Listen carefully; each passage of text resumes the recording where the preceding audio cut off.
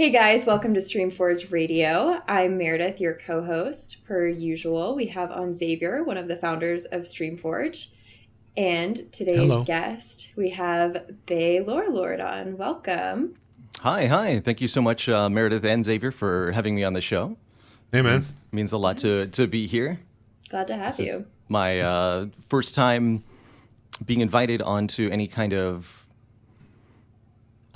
show or being invited to speak about my experiences in any kind of professional fashion, I suppose. So I'm quite honored to be here. Nice. No, we're glad to have you, and we'd love to give you that a platform to get to know you a little bit more. Can you start by introducing yourself and telling our audience who you are? Absolutely. My name's Baalorlord. I've been a Twitch partner for about 3 years now, streaming full-time as my primary source of income.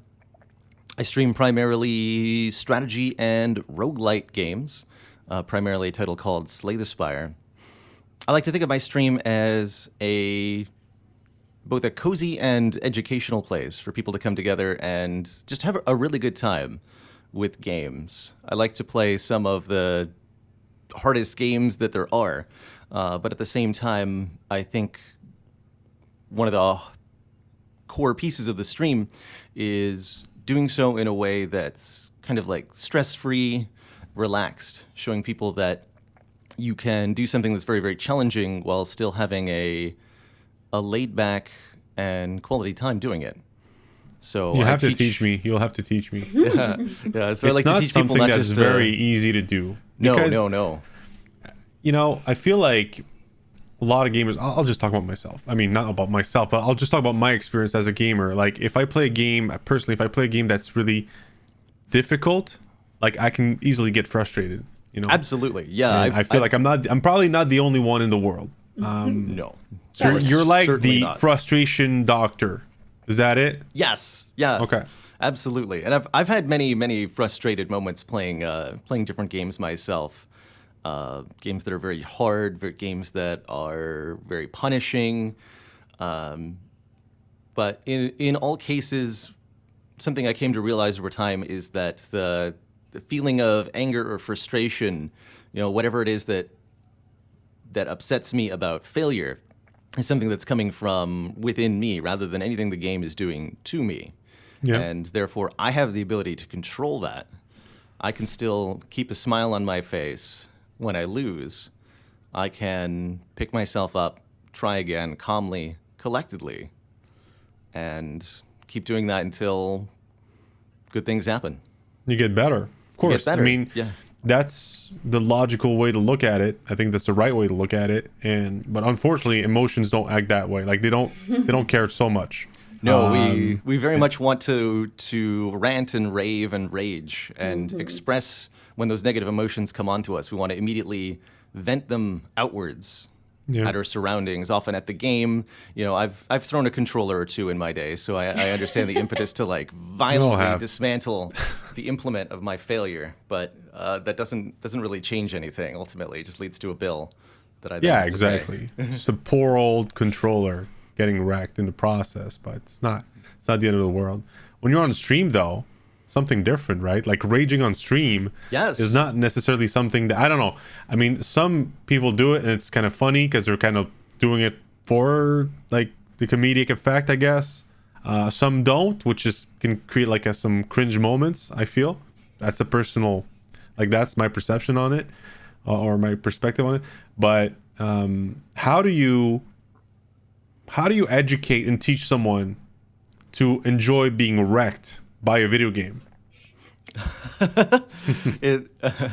It's not the easiest process, that's for sure.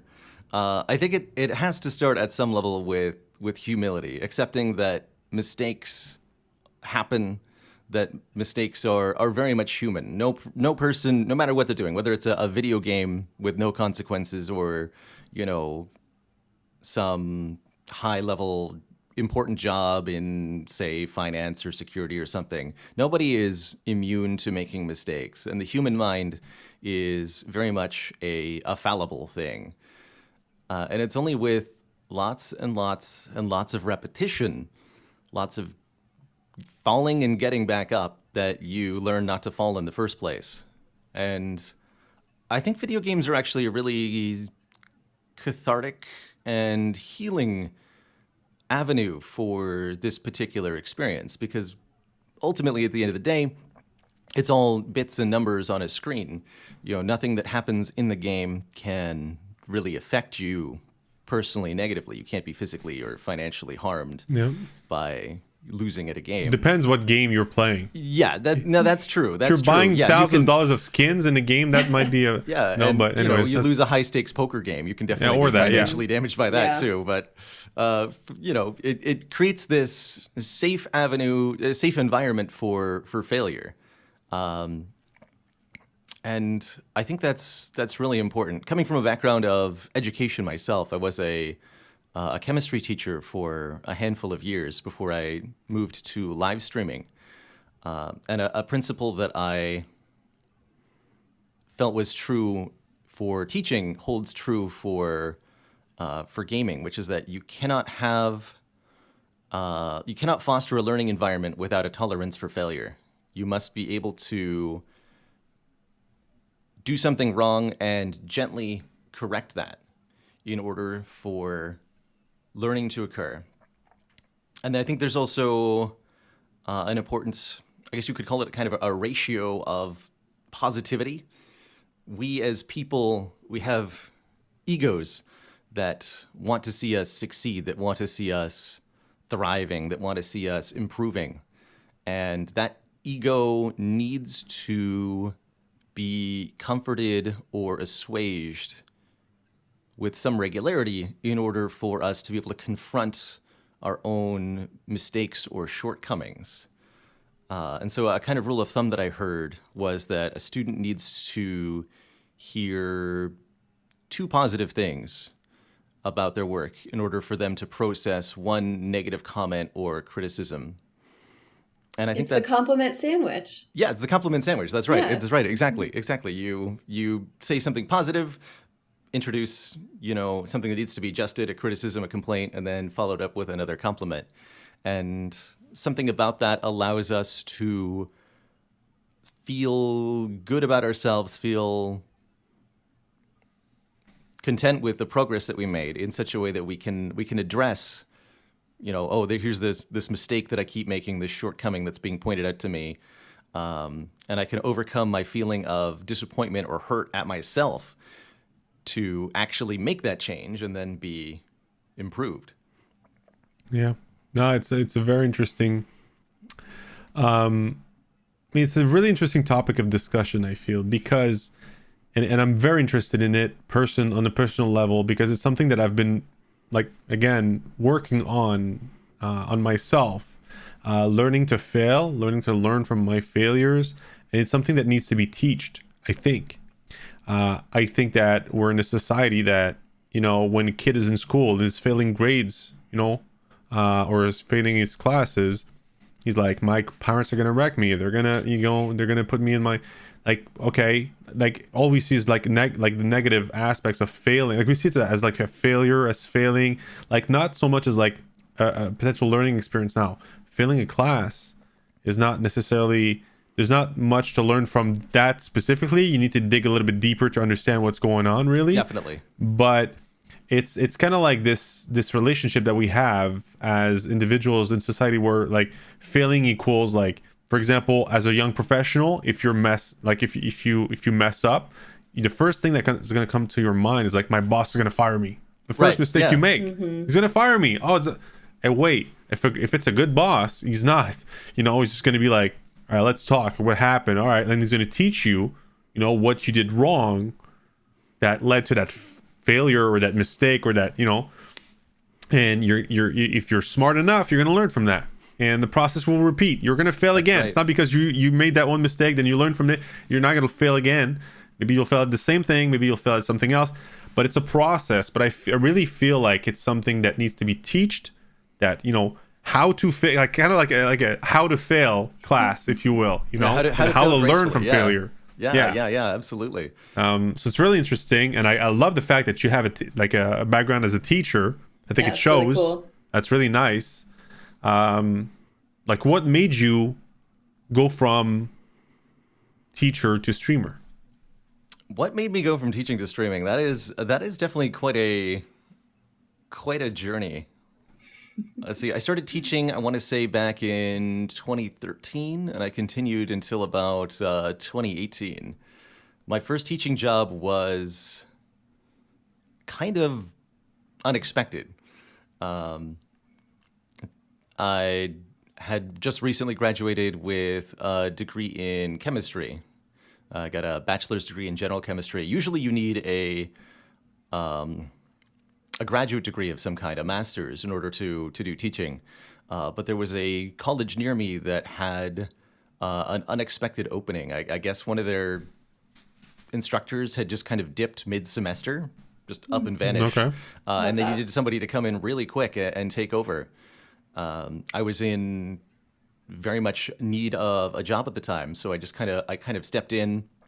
I had maybe 2 days to review, a semester's worth of lecture notes and material. And that first day standing in front of the classroom, I'm only 24, 23 years old at this time. Wow. And I want to say several of the students in the classroom were older than I was. So I'm very much baby-faced, standing in front of all these people, not really 100% sure what to do. But I just started talking about the material that we were covering and answering questions, and I felt that I ended up being a total natural at it. There's just something about explaining a process that I understand to others and answering questions that I truly deeply enjoy. So by the end of that first class, I was truly just beaming with joy at just kind of being the center of attention, feeling like I was sharing knowledge and experience with everybody in the room. And I got a lot of feedback that I was a significant improvement over their previous instructor, who he'd had a doctorate in what he did. And I think he'd actually gone way over their heads most of the time, so deep into his field of study that he couldn't break it down to the simple levels. And I think that's something that I've always been pretty good at, is taking a fairly complicated concept and breaking it down into simple pieces for others to digest. And that translated really well into streaming. I first found Twitch around the same time, back in 2013, through a wonderful game called Dark Souls. Got some artwork and stuff behind me on the wall here, with some Dark Souls theming there.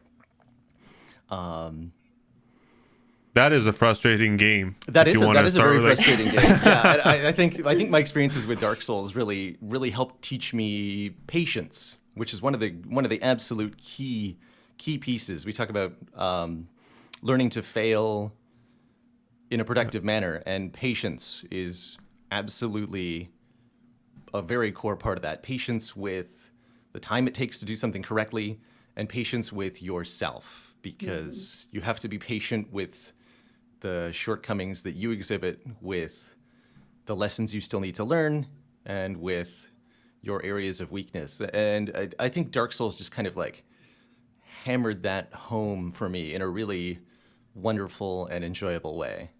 There's nothing like the feeling of accomplishment that a truly difficult game gives when you're able to answer all of the different questions that it poses to you in a well-coordinated way, and kind of really piece it all together into a successful attempt, whether it's beating that first boss for the first time, or defeating another player in one-on-one combat, or discovering a secret area for the first time. There's this wonderful like rush of adrenaline and pleasure to it.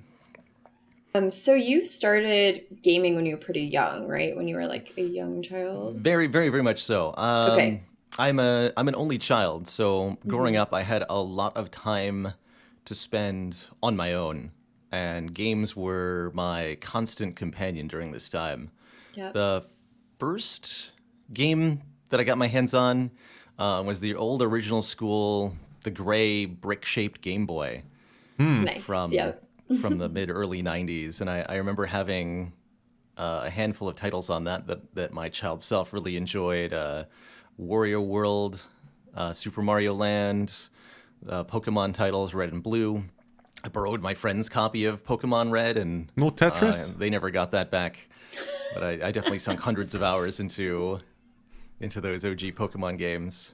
The Tetris, no Tetris. I did not play Tetris on the Game Boy. No, okay. I've played a few variants of Tetris. Actually, the one that I can recall is I had an N64 as well growing up. Those are some of my earliest memories. And there was a title on the N64 called Tetrasphere, which was like a 3D kind of spherical Tetris with this. It had a rather very interesting puzzle mode where you had to like put pieces in specific ways to clear the level that I thought was actually quite interesting and holds up well to this day. That was a rather unusual title. Yeah, I remember that. I never played it, but I know exactly. I can see the box art in my mind. Yeah, that was a weird one for sure. A lot of yellow, blue, and like a ball with like Tetris pieces in it or something. I don't know. Definitely. Definitely. I'm curious, like what were some of the elements of those games like that you reminisce on now in your early childhood that kept you playing to this day and making it your full-time job? Oh, fantastic question. I quickly developed a penchant for RPG and strategy titles in particular. When we got a home computer, my mom had this Apple PC that I was able to use as a kid, and she you don't hear that every day. Apple PC. Yeah, Apple. Yeah, yeah. The old.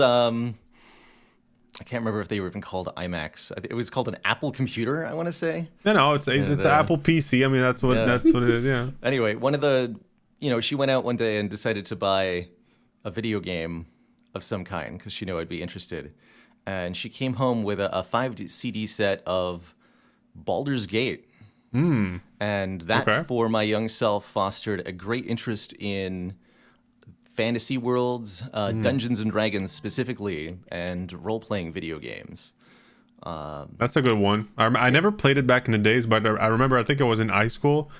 A lot of people were really into it.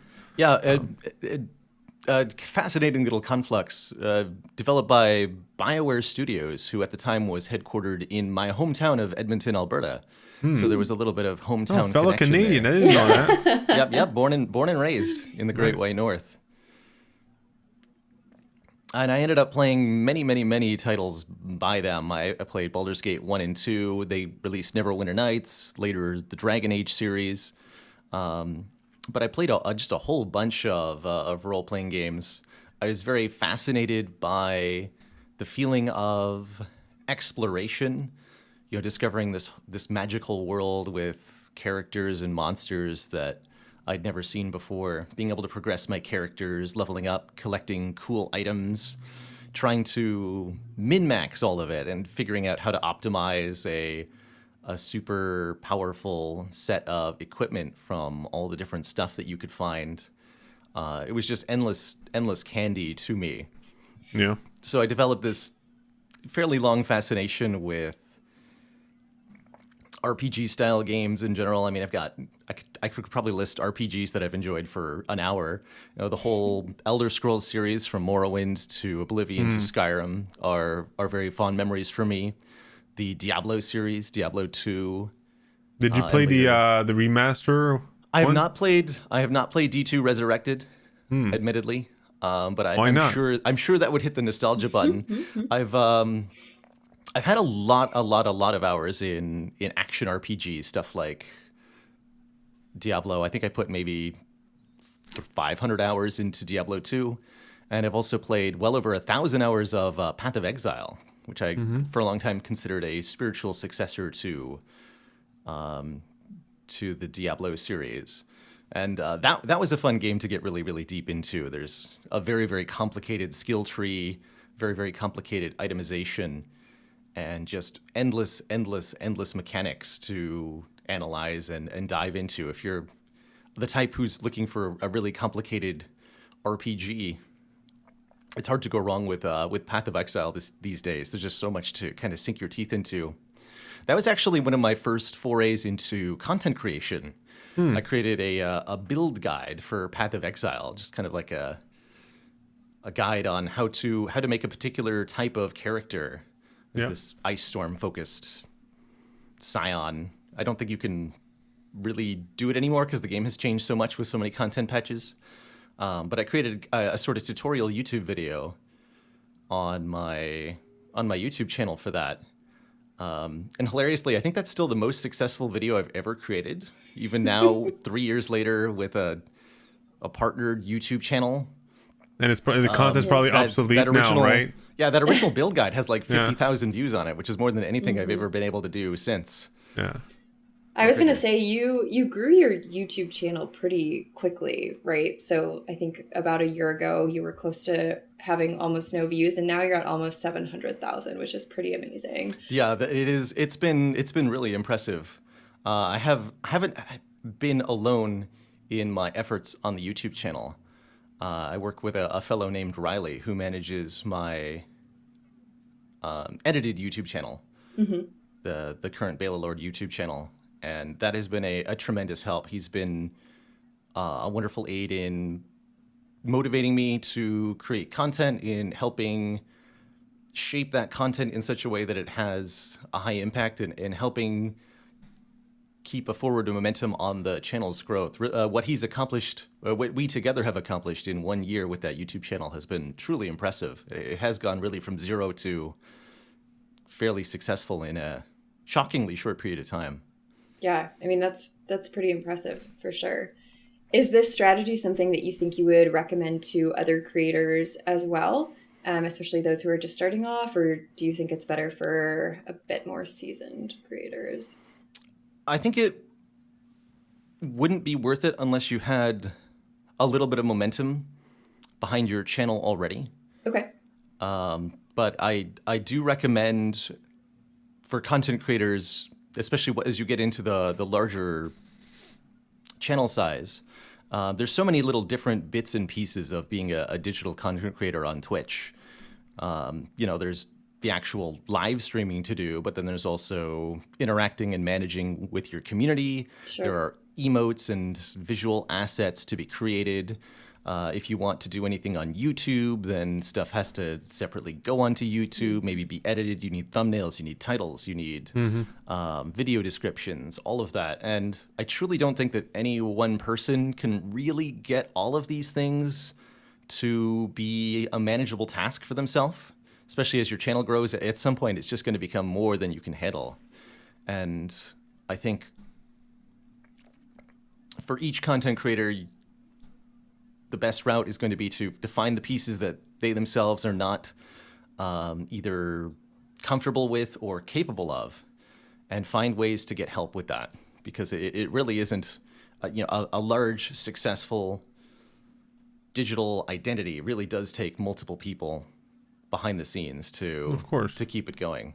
Yeah, especially at a certain level where you want to have a certain production quality and so on. But I would say also educational content is really great content to be shared on YouTube, I think, because a lot of people that are into certain games are not going to be necessarily satisfied with just one creator telling them what to do. They might want to double check with another creator, they absolutely. might, and if they fall in love with the game, they want to get better and they want to learn.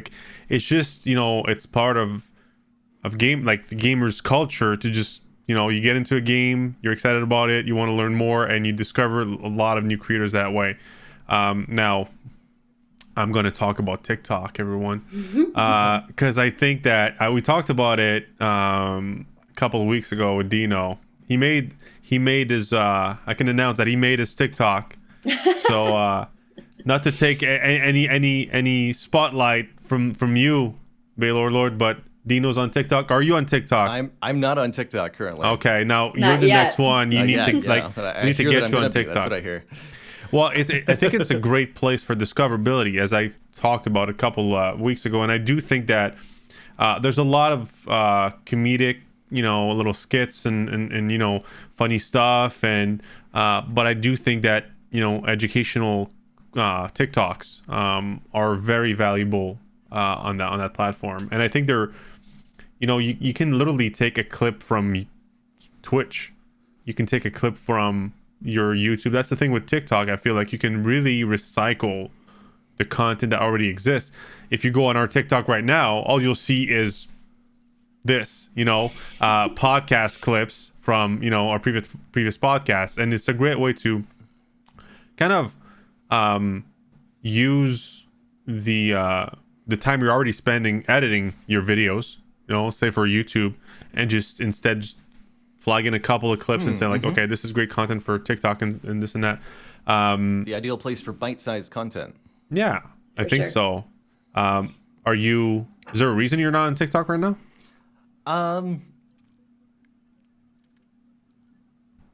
It hasn't really drawn me in a whole lot of ways.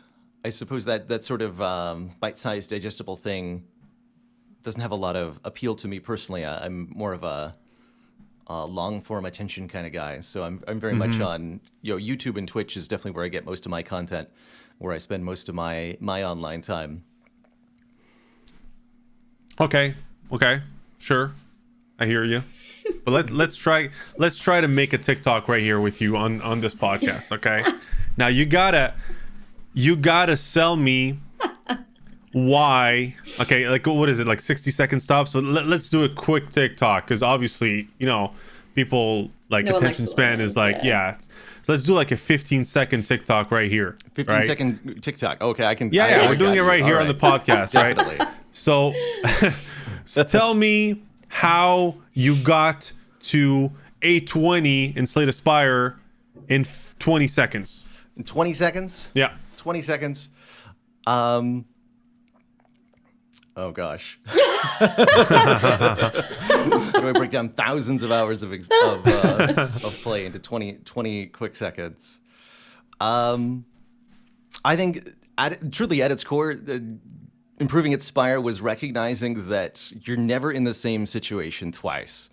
And it's all about kind of reading all of the different signals that are being given to you at any moment. You can't really rely on a past knowledge of, oh, this is good or this is bad. Instead, you have to look for, here are the reasons this is good right now. Here are the reasons this is bad right now. This one card good, one card bad, so to speak. And I think the big lesson for me to take away from Spire is that context matters. Context always matters. Boom, bar. Crushed it. Done. Yeah. There you go. See, that's a TikTok right there. I think the other thing from my content that would translate really well to TikTok is my terrible jokes. Okay, yeah, I think are sure. also a big 100%. part of the core of my channel. So here's a quick 15-second TikTok TikTok dad joke for you. What is the difference between what we're doing right now and a group of dolphins who are weaving magic? Nothing. They're both podcasts. Oh boy. Took me a second there. That's really bad. Yeah, you're right. Thank you. Yeah, you're welcome. You're welcome for that truly atrocious piece of humor. But there you go. You have your TikTok strategy right there. You got it.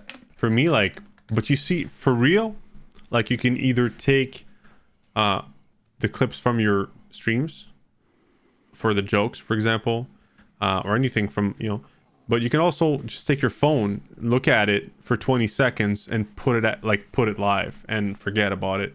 The idea of, because I understand your how you perceive like TikTok and might not be the type of content that you personally want to look at or learn from or whatever, but the idea is to let people know that you exist and hey, if you want more, if you want the full version, go on YouTube, go on Twitch and so on, right?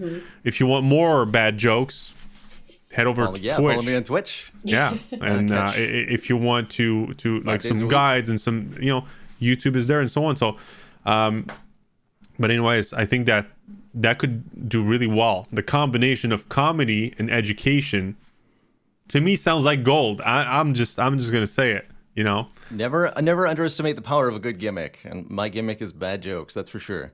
Absolutely. And TikTok is full of gimmicks, let me tell you that. It's gimmicks land. Let's talk about Slay the Spire, because I'm I'd be You know, happy we've talked about to Jorbs in our first ever episode on the podcast. Big Slay the Spire guy. Now, are you okay? Here's the real question: are you better than him? Am I better than Jorbs? I don't think that I can rightfully say that. Very respectfully, I will say that Jorbs is probably the one person who has played more Slay the Spire than me. I think my Steam account has 5,500 hours now, and I know he's well ahead of me in that regard. So I must respectfully bow to the massive experience that he has accumulated in that game. We salute Jorbs. Obviously, this is a joke, a joke question, but you've been very successful with the game. Let's put it that way. You're known for, you know, your skills at the game. I think also this is fair to say. Tell us more. Like, what I want you to talk about your experience with Slay the Spire. What made you spend, you know, over 5,000 hours with the game, and what makes you a good player? So Slay the Spire has been a very much a goldmine for me and the channel. It's something that I never expected to click with me in the way that it did. But it has been a really beautiful experience from start to finish.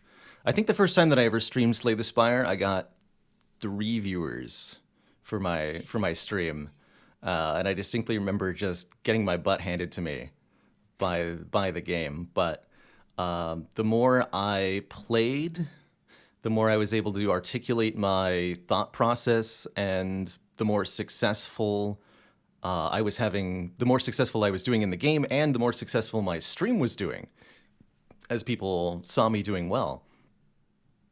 I think a big part of that also had to do with watching other Slay the Spire streams, seeing what the other players were utilizing for their strategy. Jorbs absolutely had something to do with this. I've watched quite a few hours of his channel, and I do think he, especially in the early days, contributed to my skill at the game, but also the many, many other players on Twitch who have played Slay the Spire a lot in the past and continue to do so. Just to name a quick few, Sneaky Tik has been a big part of my Spire influence. Merle and Paparazzo doing it now. First Dane, and many, many, many, many others. So definitely time invested has been a huge part of it, both playing and watching, but also a respect for the uniqueness that Slay the Spire offers. There are basically no other games I can think of where I can truly say that every time I boot the game up, I have a different experience. And that is true for Slay the Spire. Something about the ways that the game generates the challenges randomly. You're fighting a random enemy. You get random cards after each fight. You might fight random potions, random artifacts. These all change how your strategy is going to play. And it becomes this game of constantly trying to reevaluate everything, not just getting this knowledge of like, oh, you know, this is a really good card, I should take it, but recognizing here are the situations where this card is good. Here are the situations where I should do something unusual. Here are the situations where the pattern repeats itself or doesn't repeat itself. And I don't know, it all just kind of accumulates into this truly unique experience where I'm never really having the same experience twice, even though the game is quite short. You can play start to finish Slay the Spire in an hour or less. Mm-hmm. Well, it's that repetition. It's that randomness, the rogueliteness of it, so to speak. And I think the devs behind Slay the Spire really nailed their execution, possibly even by accident, in such a way that none of this randomness is really wasted. A lot of other games in similar genres can create situations where, you know, they've got one card that's always something that you want to take, or there's an item that you can find that trivializes the game, and that's so infrequently true in Slay the Spire. There's always something to consider. There's always multiple valid routes to get where you're going. That's interesting. And what Like, what makes you a good player? So, being a good player at Slay the Spire, I think, going back to what we talked about with failure, definitely Spire is a game where you need to be able to tolerate your own failure, because Spire, especially if you're playing on the Ascension levels, A20 in particular, is a game where you're gonna fail. Nobody can play Slay the Spire perfectly. Nobody can get through a single run of Slay the Spire without making a mistake. Even years after its release, watching the players with thousands of hours of experience, you can spot a couple of mistakes here and there every single time they play, just because there's so many different things to do to keep track of. Yeah. So I think something that's been really core to my success at the game is my ability to not be frustrated by it, to not be frustrated by the random hands that you get dealt, to not be frustrated when I make a small mistake that leads to my demise. Something I see a lot in live streaming, but also particularly in Slay the Spire, is burnout becomes a fairly big problem for streamers of all walks. I mean, nobody can play the same game forever, of course. But when you're playing a game that's as challenging as Slay the Spire, I think it becomes very easy to be overly frustrated by failure in a way that really contributes to losing the desire to play and losing the desire to keep improving. One of the things that I credit to the success of my channel is consistency. I have a set schedule for my streams 5 days a week starting at noon, and I try to stick to that as best I can with relatively little variation. And avoiding burnout is absolutely essential to me in order to make that happen. Like I can't be consistent if I wake up one day and I'm like, I'm not feeling it, I don't want to stream, I don't want to play this video game, then I'm not going to be able to get up and have a good show. Yeah. So through all of it, I think part of what has really helped me become good at Slay the Spire is being able to take it all with a grain of salt, to being willing to take risks, to try something new, pick a card I've never picked before, try a strategy I've never tried before, either succeed with it and have a glorious time, or fail with it, accept that, hey, that didn't work, and I'll try something else next time. Yeah. Yeah. It reminds me, I don't know if the comparison will resonate with you or with our listeners, but to me, it almost seems like Slay the Spire is like comparable to watching a speedrunner, just because of that randomness associated with, like, are you going to succeed or not? Are you on a good day or not? Like, you're looking for that successful run, so we can all cheer in the chat or laugh at or cry maybe at the failures as well. Oh man. Yeah. Yeah. I don't know. Does that make any sense to me? It's just like I'm looking at, because I think Slay the Spire is a great game to stream, to watch as a viewer on Twitch, and I'm wondering why. And I feel like that kind of like that randomness is also the repetition. When I'm comparing it to speedrunning, right? There's repetition, there's randomness.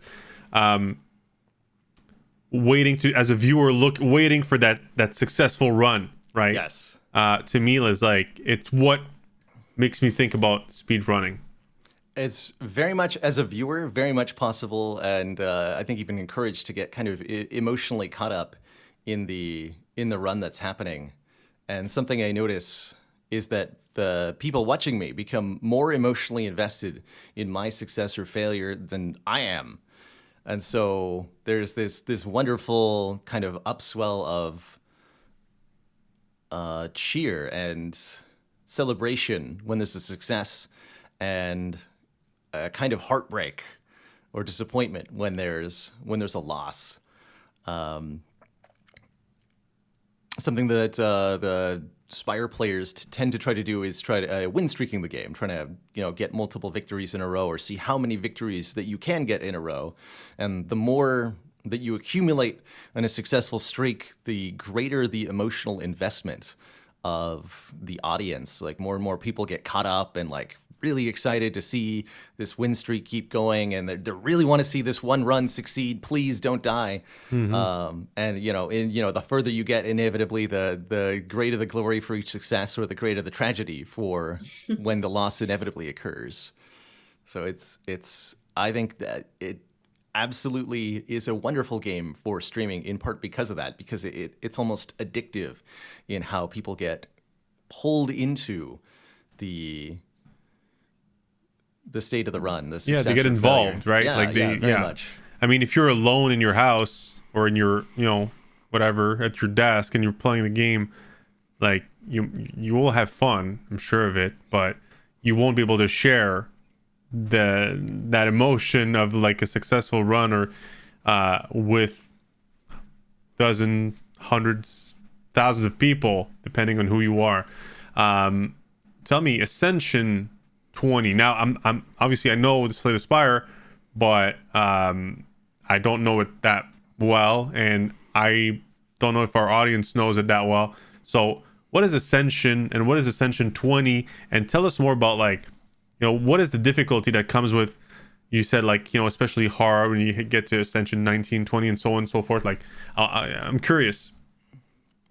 So the Ascension system of Slay the Spire is, I think, a really cool way of altering the difficulty of the game. A lot of games scale difficulty by usually just making the numbers on enemies bigger. Like, enemies will get more health, they'll do more damage, and often that's all you'll have available difficulty-wise. Slay the Spire instead tries difficulty by putting penalties on the player in a wide variety of ways. Every Ascension level is one small penalty of some sort. One less potion that you can hold, maybe a little bit of less health for you. One of the Ascension levels adds a curse to your starting deck, which is rather annoying. That's randomized, I'm guessing, right? No. Okay. No, each Ascension level is a particular penalty. So the first Ascension level adds more elites. The second Ascension level makes regular enemies do more damage. The third Ascension level makes elite enemies do more damage. So on and so forth. And so Ascension 20, you're basically naked against an army. Yeah. And the last and final Ascension adds a whole additional boss that you have to fight at the end of the game. Okay. None of these penalties on their own are all that impactful, and they're all comparatively minor. But when you get to all 20 of them weighing you down at the same time, you're just kind of you're held back in so many different little ways that it can become a real struggle to survive.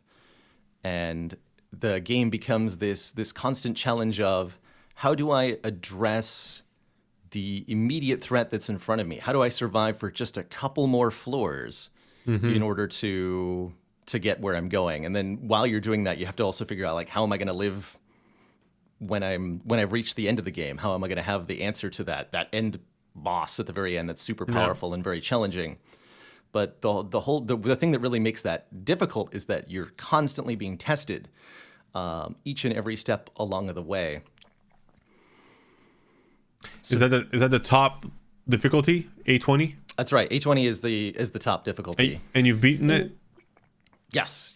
I've what I do are heart runs on Ascension 20. So there's an optional boss called the Corrupt Heart, and that you can fight by gathering 3 keys during your run. And what I try to do is defeat the heart on Ascension 20 as often as I can, or as many times in a row as I can. My best is 11 times in a row on Ascension 20, which is not too bad if I say so myself.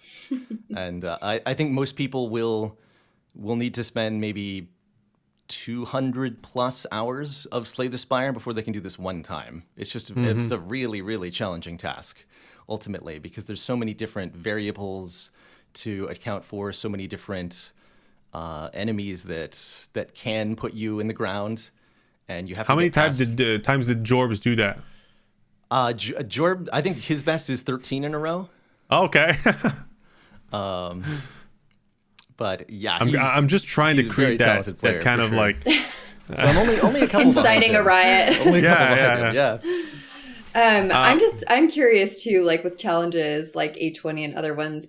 Do you do them because you actually enjoy them and enjoy beating them, or do you feel some sort of pressure, competition to kind of keep up and be like, quote unquote, the best of the best?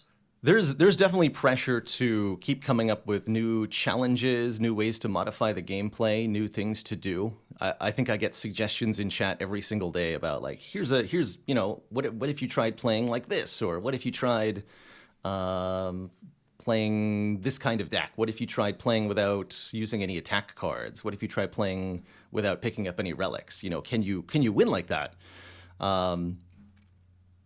I did challenge runs more in the past than I did now. I very much think that intentionally handicapping yourself with some sort of arbitrarily imposed penalty can be a really interesting way to improve at a game, and can be a really interesting way to refresh a game for yourself by deliberately restricting your options. Good old Dark Souls, I think, was a really good game for that. And one of the first pieces of content I remember really enjoying on Twitch was seeing a streamer by the name of Lobos Jr. do challenge runs of Dark Souls. He'd be like, can I win with only using shields as my weapon? Or can I win with only one particular kind of spell? Can I win without ever healing? Can I win without revisiting a bonfire? And there's a lot of similar you get things. the stack of controllers beside him. Yeah, can I win, playing with using a steering wheel controller using only my left toe, right? Like, yeah. And there's a fairly similar thing that you can do with Slay the Spire.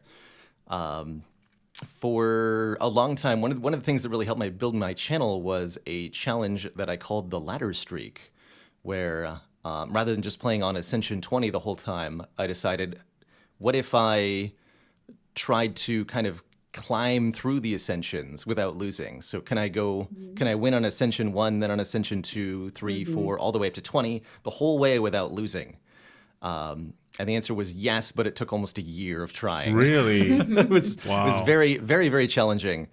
Because like the win rate in this game, based on the research we've done, like is around 50%. It's not like 90%. Best For the best of the best at Ascension 20, 50% is we're starting to see the top players push past 50%, but for a very long time it was 50% or below even. Yeah. So like if I'm not the best at math, but you can imagine around 50% 20 times. Like the odds are kind of against you. How many times do you have to flip a coin before you get it to heads 10 times in a row? It's going to be there a while, so to speak.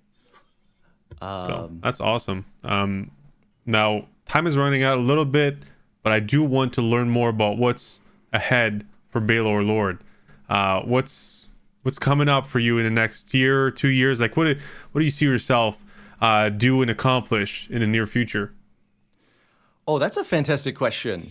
The future of the channel is something I do consider a lot, and I'm always kind of scanning the horizon for something that's going to catch my inspiration. I'm very, very happy with the sort of core set of games that I've created. A bunch of roguelites that I really enjoy playing. That includes Slay the Spire, of course, but also games like Monster Train, like FTL Faster Than Light. Any upcoming game that you are really looking forward to? For the stream, I know that the folks at Megacrit, Anthony and Casey, who made Slay the Spire, I know that they are going to be making a new game. They haven't really talked about what that is yet, but I'm very tentatively excited for what that could mean for my stream. Non-stream related, I'm really excited for Elden Ring coming up. As a long fan of the Souls series. I'm not 100% sure if I'll end up making live stream content with that, but that is definitely something coming up in my future. Very cool. And yeah, I'm mostly hoping for a lot of cozy times and cool things together with my cozy community. I really appreciate all the folks that I have who watch and support me. And I want to make sure that I continue to create content that is comforting and familiar in a way.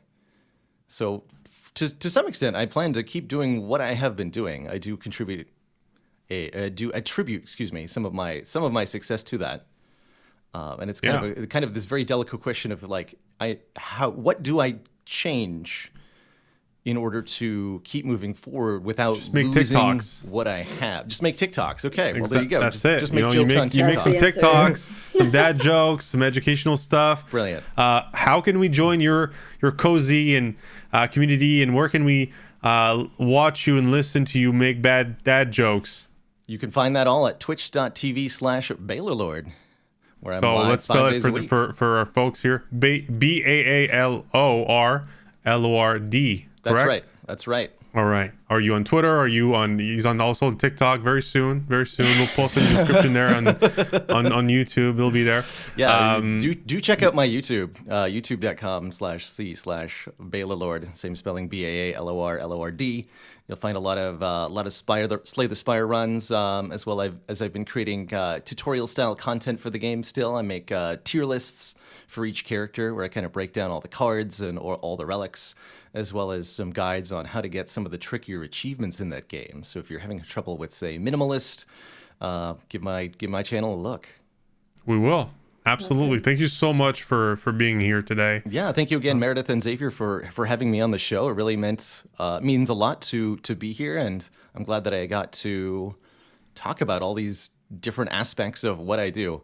I think that live streaming content is a pretty unique profession ultimately, and something that not everybody gets a chance to be able to do. So I feel very lucky to be where I am and grateful to be able to share my experience.